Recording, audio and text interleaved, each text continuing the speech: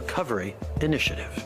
All of it adding up to a staggering total, more than $150 billion and counting. So the question, of course, are these measures helping Canadians? Is this enough? Nim Calvez was laid off from her job as a hotel attendant, and she joins me now from Surrey, British Columbia. Good to see you, Nim. Hi, Rosemary. Thanks for having me. So you were laid off, not surprisingly, as hotels and the tourism sector closed down. What have you done to help yourself, and how has the government helped you? The government helped us with the CERB, the $2,000 benefit that they're giving us. But aside from that, there's not much available for the workers, and it's pretty disappointing, but we're hoping in the long run or long term, the government will figure out something for the workers, especially in my industry. We are the most hardly hit because we rely on tourism for our business and for our work. And seeing how things right now, it's gonna be a while before people want to travel or stay in hotels. Well, and I think your issue is more complicated because the $2,000 is not just helping you, it's also helping your daughter who is in the Philippines. Is that right? Yes. So aside from myself, I'm helping a family in Philippines, and I'm sending them money mostly every month. And the living expenses in Vancouver alone is very expensive. From $2,000, my rent is almost $1,500.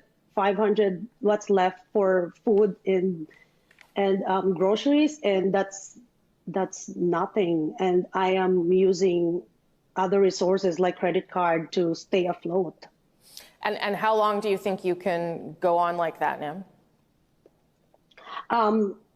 It's not long. Like after a couple of months, and I'm not just speaking for myself, I'm speaking for my coworkers, the hotel industry, and I'm sure a lot of us, not just hospitality industry, is hit hard with this.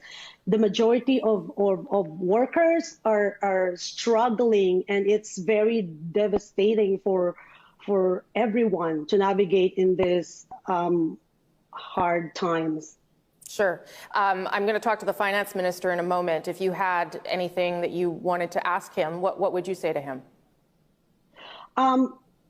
I'd like the government to think of helping workers in the long term, because right now it's fine, but after maybe a month or two, even right now we're not okay. It's we lose half of our wages, and that's very hard, but we can manage for short term.